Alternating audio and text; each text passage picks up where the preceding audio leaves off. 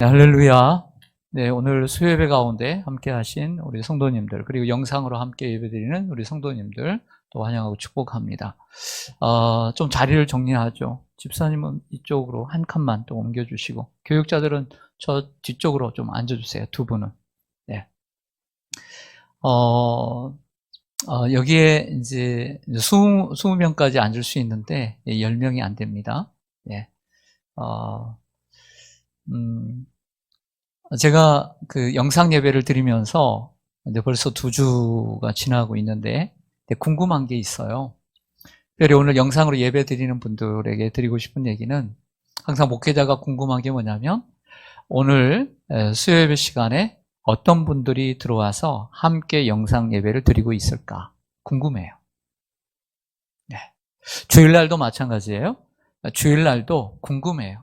주일날도 한 120명 듣는데, 생중계로, 가정을 포함해서 120명이겠죠. 가족도 있겠지만 나중에 많이 듣는 분도 있지만 성도님들에 비해서 3분의 1도 안 되는데, 수요예배는 열몇 명 드니까 얼마나 적어요. 근데 제가 궁금한 게 뭐냐면, 내가 정말 이분은 듣겠다라고 생각하는데 안 들을 수가 있잖아요. 네, 이분은 안 들을 분 같은데 오늘 지금 듣고 있을 수 있잖아요. 네, 그래서 오늘 예배를 드리는 도중에 저는 예배 시간에 핸드폰을 안 가져오니까 지금 보내도 됩니다. 목사님, 저 지금 예배 중이에요.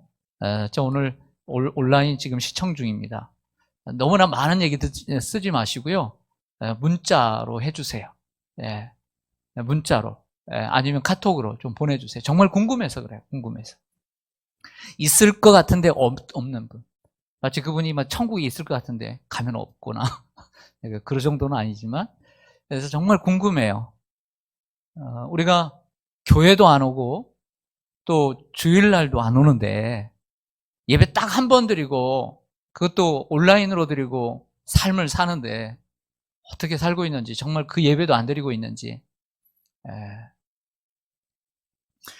나는 다른 영상을 봐요. 다른 영상 볼 수 있죠. 그러나 제가 올린 영상도 다른 사람이 보는 거 그렇게 기쁘지 않아요. 내 양떼들이 보기를 원해요.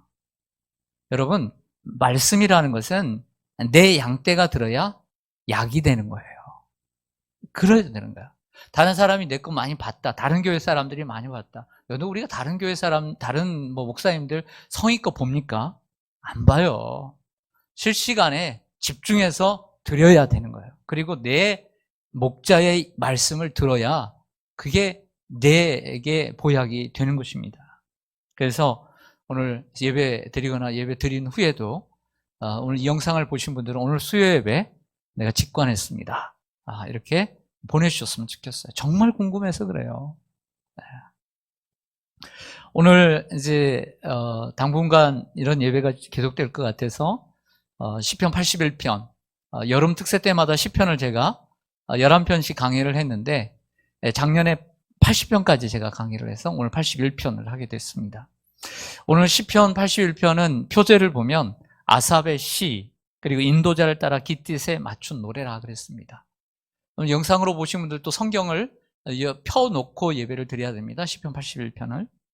아삽은 누구냐면, 다윗 왕 시대에 언약궤 법궤를 옮길 때에 노래를 하는 이들이 다 같이 법궤를 옮기잖아요. 법궤를 옮길 때 과정은 다 노래하는 것밖에 없어요. 설교도 없어요. 그러니까 노래하는 과정에서 지도자가 누구냐면 아삽이에요. 다윗 왕 시대에. 찬양의 리더죠. 근데 아삽의 시편이 시편 150편 가운데 12편이 기록됩니다. 50편을 보면 아삽의 시가 하나 있는데요. 그거 빼고 시편은 5권으로 나눠집니다. 그 3권이 73편부터 시작이 되는데요. 73편 시작되는 제 3권부터 73편부터 83편까지. 여러분들 73편을 한번 펴보세요. 앞으로 3장 정도만 넘겨보면 시편 73편을 보면 제 3권 시작되죠? 네. 거기에 73편의 표제에 누구예요? 아삽. 74편도요. 아삽. 넘겨보세요. 75편 아삽, 76편 아삽, 77편 아삽, 78편 아삽, 그리고 79편 아삽, 80편 아삽, 81편 아삽, 82편 아삽, 그리고 83편 아삽. 예. 이렇게 시편 50편을 제외하고 동떨어진 곳에 있고 제3권이 시작되는 73편부터 83편까지 11편이 함께 모아져 있어요. 이게 아삽의 시편이에요. 그리고 그 중에 오늘 시편 81편이 자리하고 있는 거죠. 깃뜻에 맞췄다라고 하는 것은 기쁨의 노래라는 거예요. 기쁨의 노래라는 뜻입니다. 그런데 오늘 시편 81편을 언제 불렀는지를 좀 보면, 어떤 뉘앙스인지를 보면 오늘 1절에서 좀 3절을 읽을 필요가 있어요. 81편 보겠습니다. 우리의 능력이 되시는 하나님을 향하여 어떻게 노래하며 기쁘게 노래하며 야곱의 하나님을 향하여 어떻게 소리쳐라. 즐거이 소리칠지어다. 시를 읊으며 소고를 치고 아름다운 수금의 비파를 아우를지어다. 초하루와 보름과 우리의 명절에 나팔을 불지어다 라고 이야기를 합니다. 여러분들, 이 시작하는 이 세 절의 특징은 뭐냐면 뭐뭐 할지어다, 뭐뭐 할지어다, 뭐뭐 할지어다 세 절이 이렇게 돼 있어요. 4절부터는 달라요. 그렇죠? 네, 그런 표현으로 돼 있어요. 뭔가를 요구하고 있어요. 그리고 또 하나는 어떠한 특정한 명절과 제사에 초대하고 있음을 알 수 있습니다. 초하루와 보름과 우리의 명절에 나팔을 불지어다. 여러분, 저를 보시죠. 이스라엘에는 큰 3대 절기가 있죠. 네, 봄에 지키는 6월절이 있습니다. 이걸 무교절이라고 합니다. 예수님의 십자가, 이 고난을 상징하죠. 그 다음에 50일이 지난 7.7절이 있습니다. 이걸 오순절, 맥추절이라고 얘기를 해요. 그리고 난 다음에 가을에 지키는 초막절, 장막절이 있습니다. 6월절은 애굽에서 나온 것을 기념해서, 그리고 7.7절은 이 추수에 대한 감사로, 첫 곡식에 대한 감사. 그리고 초막절은 광야 40년 동안 조상들이 초막을 짓고 살았지만 하나님이 먹이시고 입혀주신 것에 대한 감사. 그래서 이 초막절이 가을에 있어요. 가을에. 그런데 유대 원력은, 성경에 나오는 유대 원력은 우리가 쓰는 달력하고는 차이가 있어요. 유대 원력 가운데 절기라는 게 있습니다. 절기. 원래 이제 레위기를 보면 제사법을 얘기할 때 하나님 앞에 드리는 제사 5가지, 그리고 하나님과 동행하는 절기 8가지가 등장을 합니다. 제사라는 것은 성막을 만든 후에 하나님 앞에 드리는 제사, 번제, 소제, 화목제, 속제제, 속건제. 제사는 뭐냐면 하나님 앞에 나아가는 길이에요. 하나님 앞에 나아가는 길. 근데 우리가 예배만 드릴 것이 아니라 평상시 때도, 요즘 코로나19 같은 상황 가운데 하나님과 동행하는 삶을 살아야 될 거 아니에요. 하나님과 동행하는 삶을 가르쳐주는 것이 무엇이냐면 바로 절기라는 거죠. 근데 이 큰 절기가 바로 6월절, 7.7절, 초막절 3가지입니다. 그런데 이 3가지만 있느냐? 그렇지 않아요. 하루를 시작하는 상번제가 있어요. 하루를 시작할 때 아침에 한 번, 저녁에 한 번 제사를. 하루의 시작. 일주일의 시작을 알릴 때 안식일을 지키게 됩니다. 안식일. 한 달을 시작할 때 월삭, 첫날을 지키게 되는 거예요. 월삭. 네. 이게 바로 절기의 기준인 것이죠. 그 다음에 또 보름이 있습니다. 여러분, 이 외에 또 한 가지, 2가지가 더 있습니다. 들어보셨을 거예요. 하나는 나팔절이라는 것이고, 그 다음에 또 하나는 속죄일, 대속죄일이 있습니다. 대제사장이 2마리의 양을 잡아서 짐승을 잡아서 한 마리는 하나님 앞에 드리고 한 마리는 광야로 내보내죠. 이스라엘 백성들의 모든 죄를 짊어지게 목숨 걸고 성소에 들어갑니다. 이 대속죄. 제가 뭘 말씀을 드리려고 하냐면, 오늘 본문은 초막절을 본문으로 하고 있지만 초막절만을 얘기하는 것이 아니라 유대 원력으로 7월 첫날이 나팔절이에요. 그리고 7월 10일이 속죄일이에요. 대속죄일. 그리고 7월 15일부터 8일 동안 7월 22일까지가 초막절, 장막절을 지켜요. 자, 민수기 29장을 가겠습니다. 성경 민수기 29장으로 갈게요.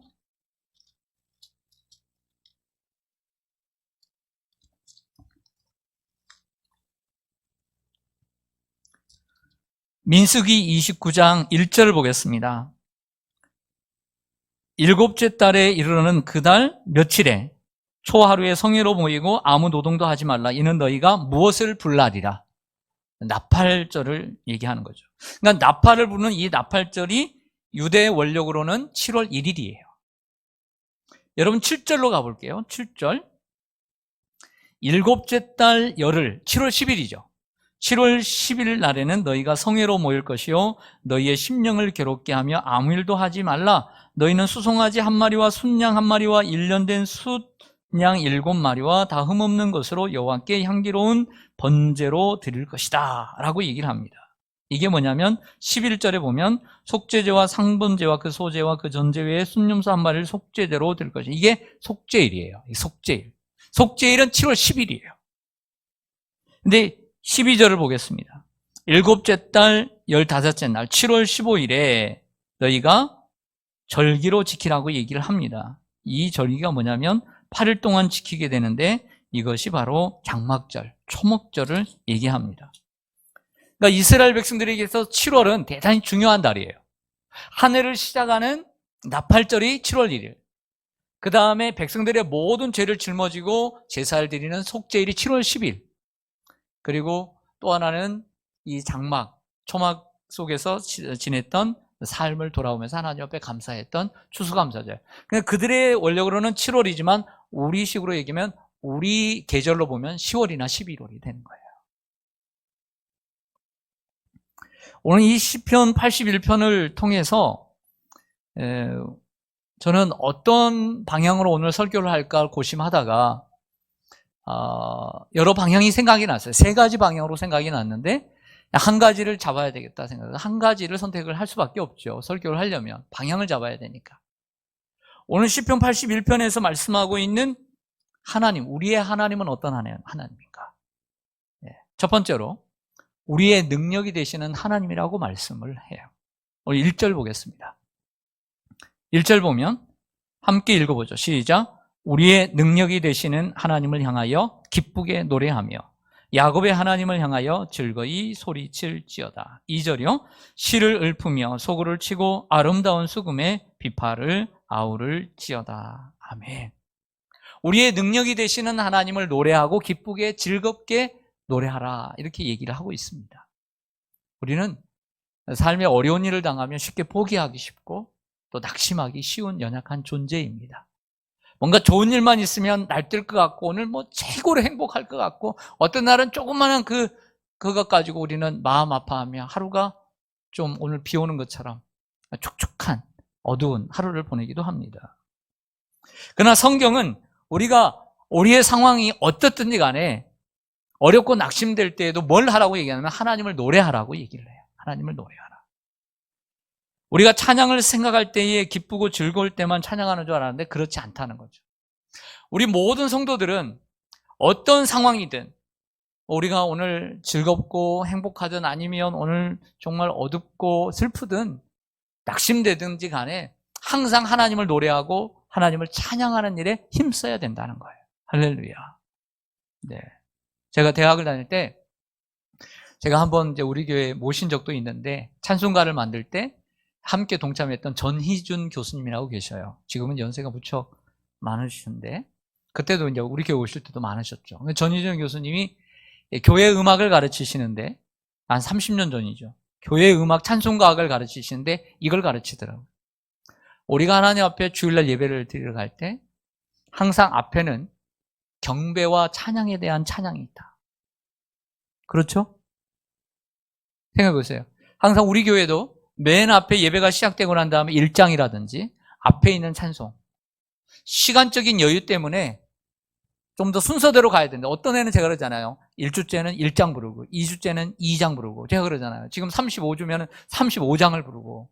근데 뒤에 있는 시간들이 촉박하다 보니까 우리 성도님들이 집에 있는 시간이 많다 보니까 제가 설교를 40분을 잡아요. 40분 가지고 되겠나 이런 생각이 들어요. 앞에서 너무 순서들이 많으니까 짧은 찬양으로 하는 것이지 맨 앞에는 경배와 찬양을 드린다 하면서 교수님이 얘기하기를 왜 그러냐.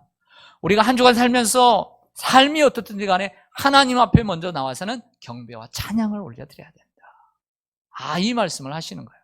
그래서 우리가 찬양이 4개가 있잖아요. 성가대 빼고 맨 앞에는 경배와 찬양인 거예요. 그리고 난 다음에 두 번째 찬양은 우리가 고백의 찬양을 드리는 거예요. 그 십자가와 관련된, 내 삶과 관련된, 십자가와 관련된. 세 번째는 설교를 듣고 결단의 찬양을 하는 거예요.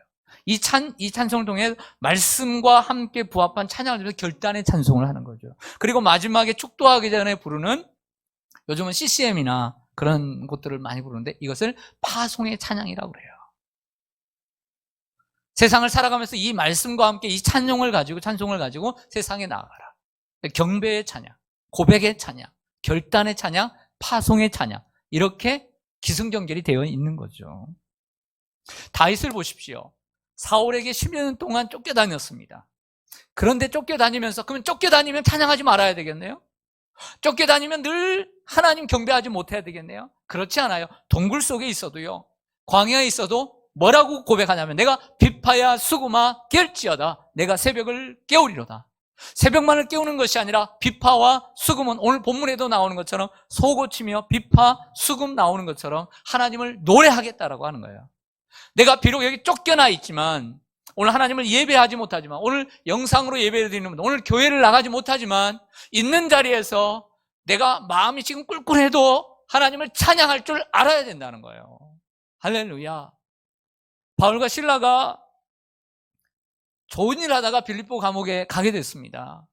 이방인 일하고 천대받고 좋은 일 했더니 두들겨 맞았습니다. 감옥에 갇혔습니다. 손발이 다 묶였습니다.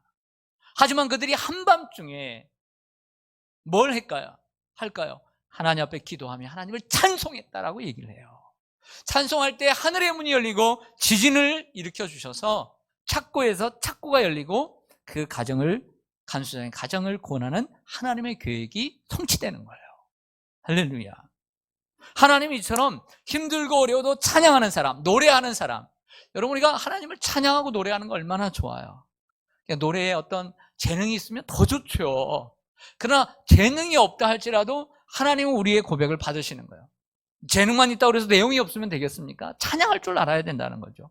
역대하 20장의 얘기 너무 잘 아시잖아요. 남유다의 선한 왕이었던 여호사밧 왕이 정치를 하고 있을 때 이야기입니다. 역대하 20장입니다. 이스라엘이 이렇게 있으면 이쪽에 모압이 있고 아래 암몬이 있습니다. 모압과 암몬, 이름도 비슷합니다. 근데 이들이 연합해가지고 쳐들어왔어요. 싸움이 잘 안 됩니다. 남유다는 조그만합니다. 조그만해요. 그때에 이 여호사밧 왕이요, 그들이 쳐들어온 걸 보고 뭐라고 하나님 앞에 기도하냐면, 들어보세요. 역대하 20장 6절에 주의 손에 권세와 능력이 있사오니. 자, 이거 고백 대단히 중요해요. 오늘 우리의 능력이 되시는 하나님을 찬양한다, 이렇게 시작을 한단 말이에요. 우리 하나님은 능력이 된단 말이에요. 그런데 여호사밧은 그냥 겉으로 하나님만 형식적으로 믿은 것이 아니라 이 상황 가운데서도, 이 절박한 상황 가운데서도 뭐라고 얘기하냐면, 주님의 손에 권세와 능력이 있사오니 라고 기도하고 있는 것을 볼 수 있어요. 능히 주와 맞설 사람이 없나이다. 오직 주만 바라보나이다. 백성들과 더불어 의논하고, 야, 멋져요. 혼자도 할 수 있지만 백성들과 함께 의논하고 노래하는 자들을 택하여 거룩한 예복을 입히고 군대 앞에서 행진하며 하나님을 찬송하게 합니다. 가운 입으면 덥죠.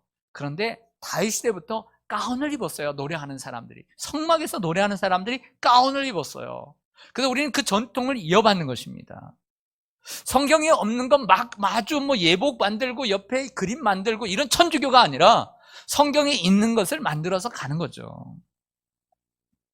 예복을 입히고 군대 앞에서 행진하며 하나님을 찬송하니. 뭐라고 찬송하냐면, 그 상황 가운데서도 여호와께 감사하세, 그의 인자하심이 영원하도다. 이 인자, 헤세드라는 말이 이번 주일에 배웠던 자비라는 말과 서로 일맥상통합니다. 네. 크리스토테스. 그 찬송하며 나아갑니다. 그리고 뒤에 군대가 있습니다. 근데 맨 앞에 찬송하며 성가대가 나가는 거예요. 그때 하나님께서 어떻게 하십니까? 복병을 두어 모압과 암몬 사람들을 멸절시킵니다. 할렐루야. 우리는 좋을 때만 하나님을 찬양할 것이 아니라 다윗처럼 쫓겨 다닐 때도 찬양하는 일을 놓치지 말아야 되는 거예요. 우리가 주의 일을 할 때 정말 사람들에게 미움을 받고 오해를 받아도 하나님을 찬양하고 노래하는 일을 멈추지 말아야 돼요. 오늘 남편과 싸웠어도요, 하나님을 찬양하는, 가족과 자식과 싸웠어도 하나님을 찬양하는 일 놓치지 말아야 되는 거예요. 할렐루야. 다윗은 제가 주일에도 마지막으로 이렇게 했죠. 자비를 베푸는 자에게 하나님께서 자비로 베푸시고, 그렇잖아요. 그 사무엘 하 22장에서 하나님께서 다윗을 모든 적들의 손과 사울의 손에서 건졌을 때의 노래를 시편 18편은 그대로 복사를 해서 갖다 놓잖아요. 한 절씩 차이만 있지만 내용은 같아요. 근데 시편 18편 1절에 뭐라고 얘기합니까? 나의 힘이 되신 여호와여, 내가 주를 사랑하나이다. 할렐루야. 다윗은 말로만이 아니라 진정 하나님을 나의 힘으로 여기고 있습니다. 여러분, 사람마다 살아가면서 자신의 능력으로 삼는 것이 다 달라요. 사람마다. 어떤 사람은 두둑한 돈과 재산을, 소유를 능력으로 삼고 살아갑니다. 어떤 사람은 자신의 학력이나 스펙을, 그래도 지금 별거 없어도 내가 그래도 스펙이 좋은데 하면서 그 스펙 자랑하며 사는 사람들 곳곳에 있습니다. 어떤 사람은 자신의 키와 용모를 능력으로 삼기도 합니다. 북한은 핵무기 하나 능력으로 삼습니다. 미국과 중국은 경제력과 군사력을 능력으로 삼습니다. 어떤 지도자는 국민의 지지율을 능력으로 삼기도 하고, 어떤 사람은 자신의 넓은 인맥을 능력으로 삼기도 합니다. 그리고 어떤 사람은 과학과 의학의 힘을 능력으로 삼기도 합니다. 여러분들에게 묻고 싶습니다. 그리고 저 자신에게 묻습니다. 여러분들은 어떤 능력을 여러분들의 능력으로 삼고 사십니까? 우리가 우리의 능력 대신 말은 하지만 정말 내가 하나님을 능력으로 삼고 그분의 힘을 의지하면서 여러분 산다고 정말 고백할 수 있습니까?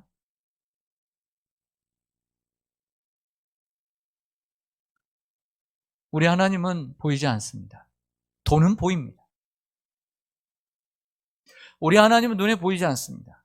그러나 권력은 눈에 보입니다. 눈에 보이지 않는 하나님을 힘으로 삼고 능력으로 삼고 산다는 건 그렇게 쉬운 일이 아닙니다. 믿음이 있어야 합니다. 그 믿음은 어떻게 나타나느냐? 노래를 통해서 나타나는 거예요. 내가 어떤 상황에 있든지 오늘 시편의 기자처럼 노래할 줄 아느냐? 예배의 자리로 나올 줄 아느냐? 거기에 판가름 거 아닐까요? 하나님은 나의 능력이 되십니다. 하나님은 우리의 능력이 되십니다. 여러분들 곰곰이 생각해 보세요. 내가 무엇을 능력으로 삼고 사는가? 그리고 주님 앞에 내가 하나님만을 내가 나의 능력으로 내가 삼고 살아갑니다. 정말 고백할 수 있는지, 그리고 고백하는 여러분들 되기를 소망합니다. 오늘 본문에서 말씀하는 하나님, 우리를 위해서 싸우시는 하나님이에요. 5절을 보겠습니다. 5절을 보세요. 같이 한번 읽겠습니다. 시작. 하나님이 애굽 땅을 치러 나가시던 때에, 하나님이 주어예요. 어디를 치러 나가세요? 애굽 땅을 치러 나가는, 누가 치러 가요? 하나님이 치러 나가는 거예요. 요셉의 족속 중에 이를 증거로 세우셨도다. 거기서 내가 알지 못하던 말씀. 무슨 알지 못하던 말씀이 뭘까? 여러분, 하나님께서 이렇게 얘기합니다. 오늘 배경이 출애굽의 배경과 광야의 배경을 많이 삼고 있습니다. 하나님께서 이스라엘 백성들을 저 애굽에서 건져내시기 위해서 하나님이 직접 애굽에 가신다는 거예요. 하나님이 치신다. 하나님은 애굽에서 종살이 하던 이스라엘을 건지시기 위해서 전쟁을 하셨습니다. 6절을 볼게요. 그의 어깨에서 짐을 벗기고, 어떤 형상이 생각나죠? 그렇죠? 노예 생활하는 형상이 생각나죠. 그의 손에서 광주리를 놓게 하죠. 남자는 무거운 것을 어깨에 짐을 지죠. 그 여인들은요, 광주리에다가. 이건 노예의 모습들. 그래서 그 광주리를 놓게 하였도다. 여러분들 해방시켜 주시겠다는 의미입니다. 7절 보겠습니다. 내가 고난 중에 부르짖음에 내가 너를 건졌고. 언제나 우리는 하나님 앞에 고난 중에 부르짖으면 하나님이 건지셨다고 했습니다. 우리의 소리에 은밀한 곳에서 내게 응답하며 이런 신의 산에서 응답해 주시고 무리바 물가에서 너를 시험하였도다 라고 얘기합니다. 여러분 저를 보시죠. 자, 출애굽에 하나님께서 가셔서 10가지 재앙으로 그들을 치신 줄로 믿습니다. 건져서 나왔습니다. 앞에는 홍해가 있습니다. 하나님께서 홍해를 가르시고 그리고 바로의 군대를 거기에 침몰시키신 줄로 믿습니다. 하나님이 하셨어요. 좀 더 가죠. 17절에 르비딤에 갔습니다.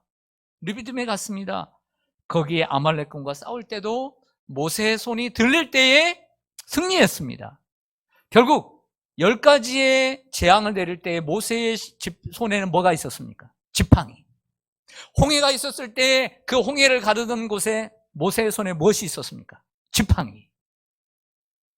아말렉과의 전쟁에서 산에 올라가 아론과 홀이 떠받쳤을 때에 그의 손에 뭐가 있었습니까? 지팡이. 근데 그 전에 그 지팡이를 모세의 지팡이가 아닌 출애굽기 4장에 보면 하나님의 지팡이라고 정의하고 있습니다. 결국 하나님이 하신 것입니다. 할렐루야. 하나님이 싸우신 것이죠.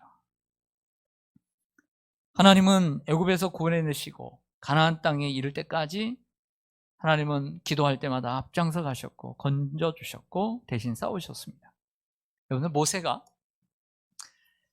무리바 물가에서 하도 자주 백성들이 원망하니까 그 온유하던 모세가 화를 이기지 못하고 반석을 2번 치잖아요. 하나님의 의를 드러내지 못하고 했다고 해서 가나안 땅에 못 들어가는 신세가 됩니다.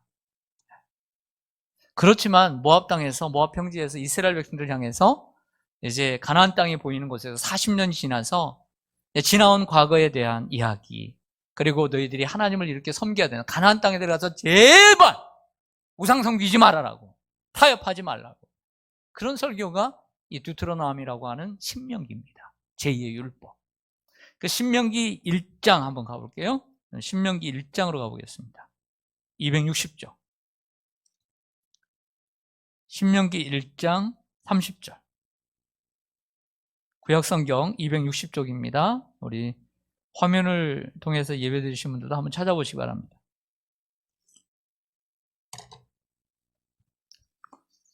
신명기 1장 30절 31절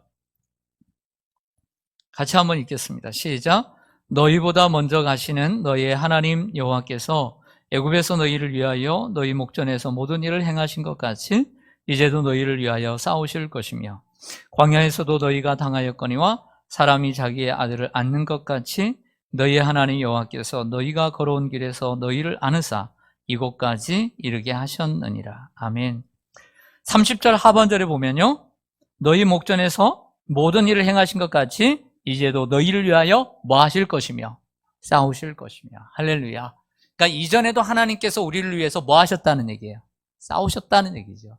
그렇기 때문에 이후에도 너희를 위하여 먼저 가실 것이고 너희의 대적 앞에서 먼저 싸우실 것이다. 그래서 어떻게 했어요? 여리고성에 하나님이 싸우셨죠. 우리가 하나님을 바라보면 하나님이 싸우시는 거죠. 여러분, 열왕기하 19장에 보면 남유다의 또 여호사밧과 함께 하나님을 잘 섬기는 히스기야 왕 이야기가 나옵니다. 이 히스기야의 왕의 이야기는 열왕기에도 나오고요, 역대기에도 또 한 번 나오고요. 얼마나 좋은지요.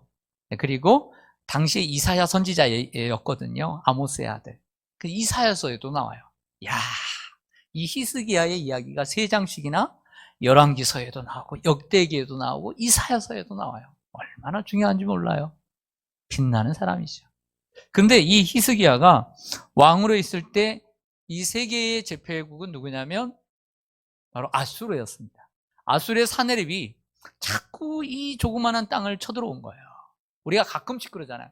우리가 광활한 중국의 대륙을 보면 얼마나 큰지 몰라요. 우리보다 몇백 배가 클 텐데 왜 우리 조그마한 이 우리나라를 그 오래전부터 쳐들어왔는지 참 이 분개할 때가 있어요. 그렇죠? 근데 아수르도 마찬가지예요. 아수르도 엄청 큰데도 왜 이 조그만한 남유다를 먹으려고 했던가? 다 지리적인 요충지였기 때문이에요. 우리나라도 마찬가지예요. 그만큼 중요해요, 작지만. 그때 얼마나 이 사내립이 이 히스기야에게 조롱을 하는지요. 그리고 이스라엘이 하나님을 얼마나 멸시하는지요. 한 번은 편지를 보냅니다. 편지를 보냈어요. 편지를. 그 편지, 비방하는 그 편지를 들고 이 얼마나 믿음이 좋은지요. 하나님의 성전으로 달려가요. 성전으로 달려가서 쭉 펴놓고 하나님 앞에 기도를 합니다. 기도를 해요.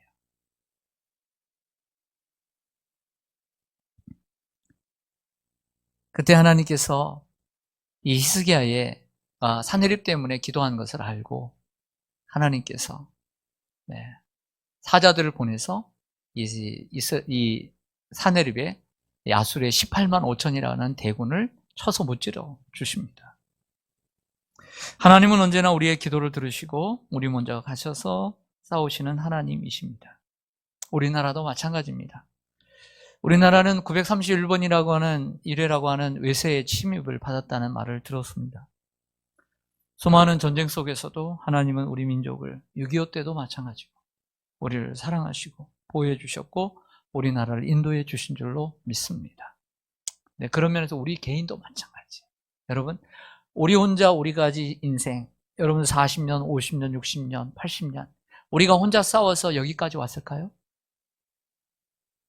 하나님이 우리의 편이 되어주셔서 우리가 부르짖을 때마다 내 아버지가 되어주셔서 나의 힘이 되어주셔서 대신 싸워주시고 여기까지 온 거예요. 할렐루야. 그 하나님께서 이후에도 하나님께서 우리가 기도하고 하나님을 의지하면 하나님이 우리의 편이 되어주셔서 우리보다 먼저 가시고 그리고 우리를 위해서 싸우시는 하나님이 되실 줄로 믿습니다.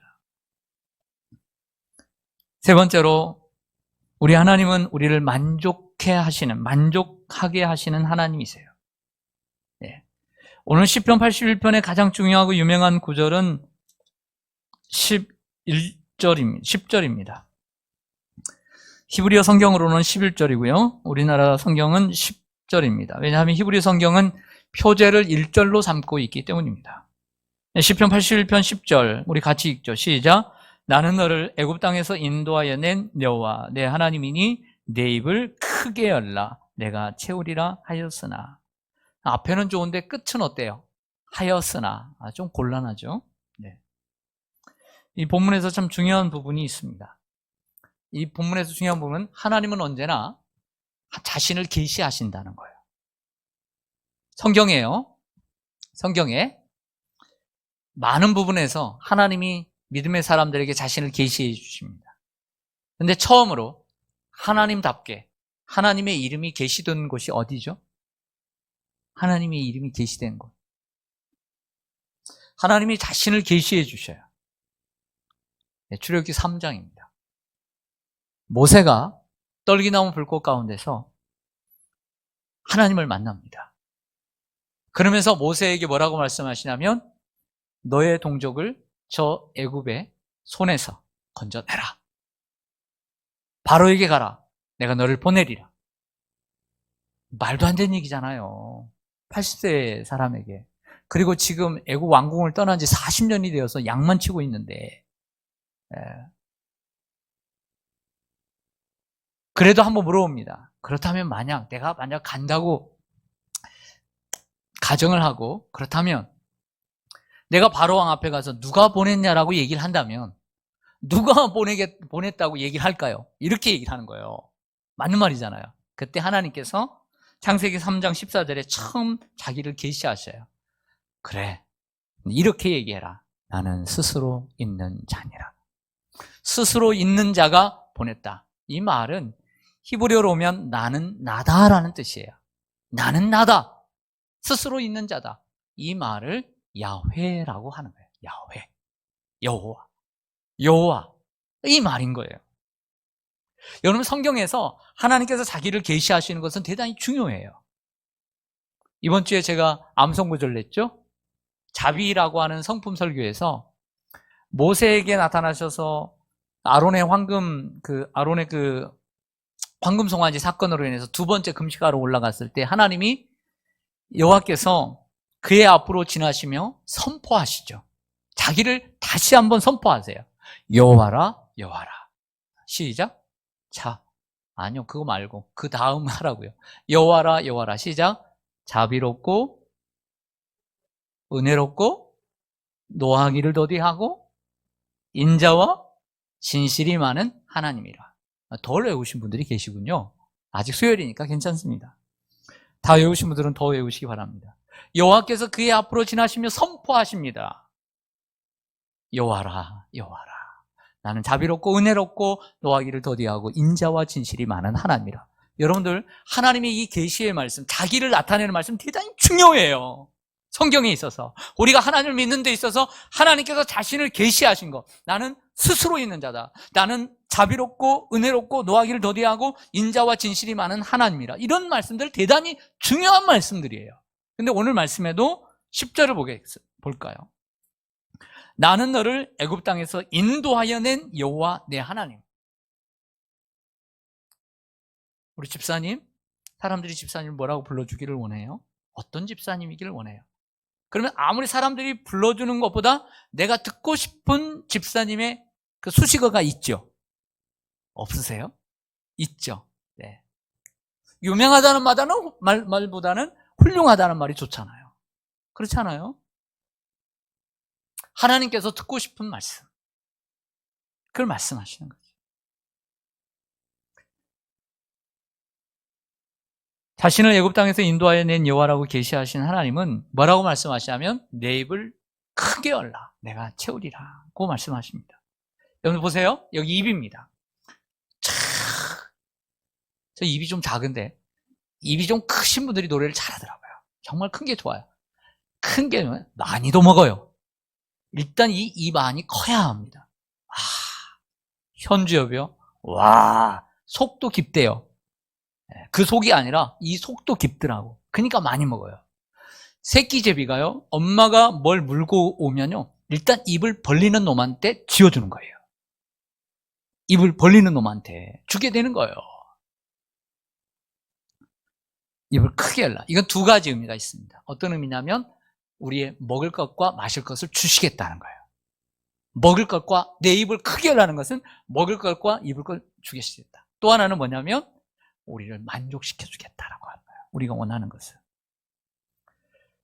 하나님은 오늘 16절로 가볼까요? 마지막 16절에 또 내가 기름진 비를 그들에게 뭐하며 먹이며 반석에서 나오는 꿀로 너를 만족하게 하리라. 할렐루야. 그럼 오늘 10절의 말씀은 16절의 말씀과 연관되어 있는 거죠. 그렇다면 우리는 어떻게 하나님으로부터 채우심을 받고 만족함을 누릴까요? 여러분,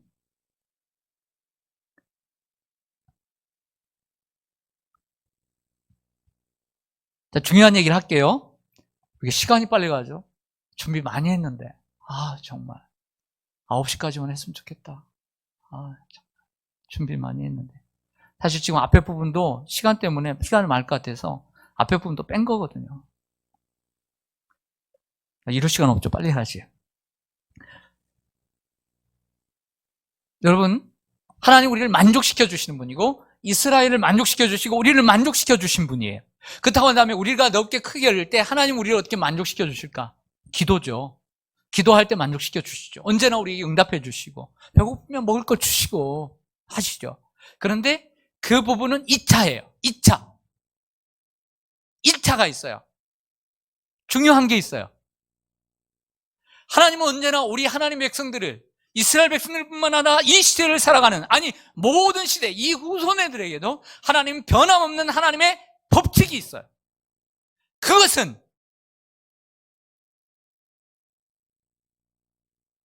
1분 광고. 1분 광고하면 안 되겠죠? 생각해 보세요. 하나님이 우리를 만족시키는 길, 하나님 말씀을 듣는 거예요. 듣는 거. 할렐루야. 하나님은 이스라엘 백성들에게 다른 일을 하라고 말씀하지 않아요. 오직 너희는 내게 나와 들으라. 그러면 너희 영혼이 살리라. 오라 목마른 자들아 물로 나오라. 그리고 나에게 오라. 우리는 예수를 믿으면 뭔가를 해야 된다라고 생각합니다. 뭔가 봉사도 하고 뭔가 해야 된다고 생각합니다. 아닙니다. 하나님은 이스라엘 백성들에게 뭘 요구하시냐면 와서 들으라고 말씀합니다. 우리는 말씀을 들을 때 믿음을 갖게 되고 하나님을 믿게 되는 거예요. 8절 보겠습니다. 8절 81절 8절에 오면 내 백성이여 뭐하라 들으라 내가 네게 증언하리라 이스라엘이라 내게 뭐하기를 원하노라. 나는 원한다. 너희들이 내게 듣기를 원한다. 14절 보겠습니다. 13절 내 백성아 내 말을 뭐하라 들으라 이스라엘아 내 도를 따르라 라고 말씀을 하고 있는 거죠. 저를 보겠습니다. 우리가 하나님을 믿으면 정말 뭔가를 해야 된다고 생각합니다. 그렇지 않아요. 하나님을 믿음에 있어서 가장 중요한 것은 하나님 말씀을 잘 듣는 사람이 되는 거예요. 하나님 말씀을 잘 들으면 믿음이 생겨요. 하나님을 알게 되고 하나님 믿게 되고 하나님의 능력을 알게 되는 거예요. 하나님의 능력을 알게 되는 거예요. 그리고 하나님의 말씀을 믿게 되는 거예요. 그리고 하나님의 말씀의 능력을 알게 되는 거예요. 그리고 그렇게 살아갈 때 하나님의 능력이 우리 가운데 임하는 거예요. 하나님은 이스라엘 백성들에게 뭘 원하지 않아요? 듣기를 원하세요. 하나님의 말씀을 들으면 하나님이 우리를 치료해 주시고 우리를 채워주십니다. 만족시켜 주시고 내 입을 넓게 열라 하나님이 채우십니다. 그리고 두 번째는 기도입니다. 구하라 그러면 주실 것이요 찾으라 그러면 찾을 것이요 두드리라 그러면 열릴 것이니라. 입을 크게 열라는 것은 믿음의 그릇이 커지라는 것입니다. 믿음의 꿈을 가지고 그릇을 준비하면 하나님께서 그릇대로 채워주실 줄로 믿습니다. 저는 시간을 오버하지 않는 데 유명합니다. 절대 오버하지 않을 것입니다. 이야기 하나 하고 마치겠습니다. 연세대학교 명예교수인 김형석 철학 교수는 현재 우리나라로 101세입니다. 백승엽 장군은 100세에 갔는데 1920년생입니다. 평남 대동에서 태어나 일본 조치대학 예과와 철학과를 동시에 공부를 합니다. 중학교 교사로 생활하다가 고려대학교와 성서대학교 교수로 있다가 1954년 연세대학교 교수로 부임하다가 31년 재직하다가 퇴직을 합니다. 김태길, 안병우 교수와 함께 한국의 3대 철학자로 일컬어집니다. 1920년생으로 현재 101세고요. 그리고 4달 후에는 102세입니다. 너무 건강해요. 요즘도 얼마나 강연을 잘 다니지. 이런 글을 썼어요. 책 이름이 뭐냐면 100년을 살아보니. 여러분들도 한번 써보시기를 축원합니다. 어제 밤에 들어보니까 윤동주 시인과 같은 반에서 공부를 했어요. 꿈이 있었대요. 안창호 선생님에게 강연을 들었대요. 김일성과도 함께 본 적도 있답니다. 그분이 이런 일을 하대요. 시간이 없으니까 이 얘기는 하겠습니다. 동네에서 한 명도 중학생을 못 가던 시절, 그때는 고등학교가 없었습니다. 중학교가 6년이었습니다. 가서 시험을 봤습니다. 20분이 떨어졌어요. 8km 떨어졌는데 거기 가서 시험을 봤는데 결과날이 와가지고 결과날 갔더니 합격을 한 거예요. 너무나 기뻐서 20리를 단숨에 때 와서 아버지께 아빠 나 아버지 나 합격했노라고. 그랬더니 그래 축하한다. 잠시 나를 보자. 그러면서 이런 이야기를 해주셨다고 합니다. 형서가 비록 우리가 지금은 넉넉하지 못하고 그리고 우리가 가난하지만 이제는 내가 살아가면서 네가 너의 가정만 생각하고 너의 가정만 돌보면 너는 그만한 그릇의 사람밖에 되질 못할 것이다. 비록 지금은 우리가 힘들어도 사회를 생각하는 사람, 국민을 생각하는 사람, 나라를 생각하는 사람이 되어라.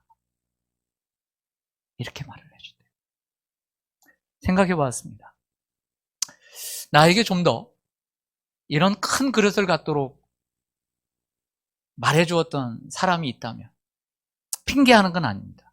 좀 더 내 자신이 좀 더 큰 젊은 시절의 꿈을 꾸었다라고 한다면 저는 아마 더 큰 그릇이 되었을 것입니다. 그 다음에 나는 내 자녀들에게 너의 앞가름이나 잘해라. 네가 네 가정을 간수할 줄 아는 사람이니까 좋은 직장을 구해라. 이런 말을 할 줄 알지만 좀 더 큰 그릇이 되라고, 좀 더 많은 사람들을 위해서 봉사할 수 있는 사람이 되어라 라고 말을 못했던 것 같아요. 우리의 자녀들에게 우리가 어떻게 키워야 되겠습니까? 너는 너 가정을 잘 그려도 책임져야 된다. 당연한 말이지만 자기 가정만 책임지고 가족밖에 모르고 자식밖에 모르면 결국에 그만한 그릇밖에 못 되는 거예요. 나라를 위해서 싸웠던 사람들은 가정을 다 돌보면서 일했던 사람들이 결코 아니라는 거죠. 그러면서 자기를 위해, 돈을 위해 산 사람은 누구에게도 기억되지 않는 사람이 되더라는 거예요. 하지만 돈보다 일을 사랑하고 일을 열심히 하면 사람들에게 고마웠다는 말을 듣는 사람이 된다고 얘기를 하더라고요. 내 입을 크게 열라. 무엇일까요? 좀 더 큰 믿음의 사람으로 나아가는, 그리고 어떤 환경이든지 여러분들이 정말 하나님을 바라보고 입을 크게 열면 하나님께서 큰 그 입대로, 큰 그릇대로 하나님이 능력이 있어서 채워주실 줄로 믿습니다. 네, 기도하겠습니다.